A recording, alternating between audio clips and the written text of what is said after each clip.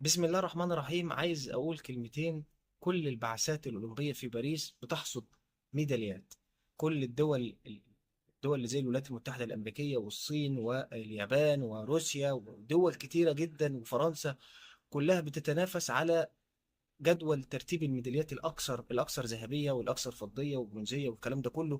وإحنا لسه واقفين عن ميدالية لكل البعثة المصرية للأسف إلى الآن كلها وداع، وكلها توديع، والبطل المصري يودع والبطل الأولمبي المصري يودع والكلام ده كله، والبطلة الأولمبية تودع في مش عارفة الرماية والرمح وسلاح كل الألعاب. مش ممكن على أداء اللاعبين في الأولمبيات لحد هذه اللحظة، يعني إخفاق على جميع المستويات. يمكن فريق كرة القدم وفريق كرة اليد هما اللي لحد دلوقتي يعني حافظين ماء الوجه شوية للبعثة الأولمبية المصرية خاصة. بأمانة فريق كرة اليد بيقدم مستويات ممتازة، وحتى فريق المنتخب الأولمبي بيقدم أيضا مستويات كبيرة جدا.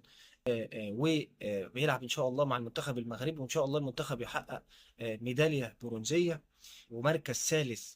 هتبقى حاجة إنجاز كبير جدا للفريق الكورة، وبرضه هو هيبقى إنجاز للبعثة الأولمبية كلها للأسف، اللي ما فيش غير بقول ميدالية واحدة لحد دلوقتي.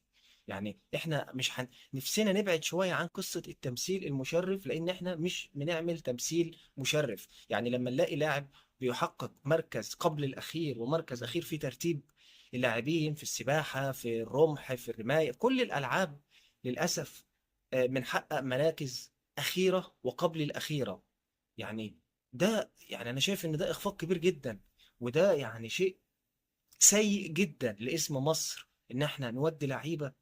للاسف التمثيل المشرف ده الناس فاهماه غلط، ان احنا لا لازم امثل واتعب وانافس وادي كويس واحصل في النهايه بقى ان ربنا ما وفقش على مركز رابع خامس كلام من ده، لكن احنا بننافس على مركز اخير ومركز قبل اخير للاسف في كل الالعاب اللي احنا رايحين اصلا وعارفين ان اللعيبه دي مش مرشحه. وللاسف يعني بنشوف بقى السوشيال ميديا بتتعامل ازاي مع المواضيع دي. انا كنت بتمنى من البعثه المصريه، وبتمنى طبعا الى جانب ايضا اللاعبين اللي طلعت بدات تتكلم ولاعبات بدات تتكلم على عدم التدريب وعدم الصرف بقى والتدريب واستخدام مدربين والكلام ده كله. ففي مشاكل كبيره جدا. فيا ترى هنا السؤال، احنا مش لازم نروح ببعثه كبيره جدا، لا، لكن ممكن ناخد اللعيبه اللي احنا متاكدين ان هي هتنافس على ميداليه، مش هتجيب ميداليه ولكن ان هي فقط هتنافس على ميداليه على الاقل تسعد المصريين وتشرف مصر. ولكن لما انا اودي لاعب او لاعيبه بيحقق مركز اخير ومركز قبل الاخير في مثلا مجموعه 200 لاعب، في مجموعه 50 لاعب، في مجموعه 60 لاعب هو مركز اخير، يعني انا شايف ان للاسف ده شيء يعني مش كويس خالص لاسم مصر وللبعثه المصريه، وحاجه بامانه بتزعل الناس كلها. فانا بتمنى ان يكون في يعني فعلا اعداد للابطال دول، الابطال الموهوبين، نشتغل عليهم ونعدهم كويس جدا.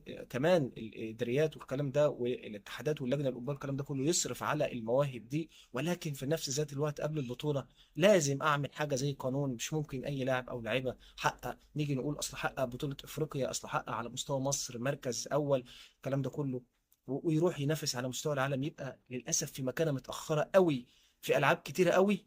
واحنا في النهايه بنصرف على الناس دي، فنوفر المصاريف دي كلها، ان احنا نوفر المصاريف دي كلها للاعبين اللي يستحقوا واللي هو احنا شايفين ان هم هيبداوا ينافسوا ان شاء الله يكون في 5 العاب او 6 العاب فقط، واكتفي بكده. والمصاريف الباهظه للبعثه والكلام ده كله واللاعبين الاخرين دول لا، خليك ابدا ان انا انمي الالعاب الاخرى دي هنا في مصر. فريق الكوره قدم مستويات عاليه جدا، اتمنى طبعا التوفيق ليه كمان ايضا لفريق اليد اللي بيقدم بطوله كبيره جدا ان شاء الله. وكل التوفيق ليه طبعا الابطال الموجودين في البعثه المصريه. واحنا دايما بنتكلم عن الاستثنائيات، اللاعبين اللي بيجتهدوا وبيلعبوا زي شفنا الاسطوره كرم جابر كده. احنا برضو دايما المصريين بيقفوا معاهم، ودايما عارفين ان احنا في البعثه المصريه بيبقى في لاعبين دايما نفسهم يحققوا حاجة ويرفعوا اسم مصر عالي.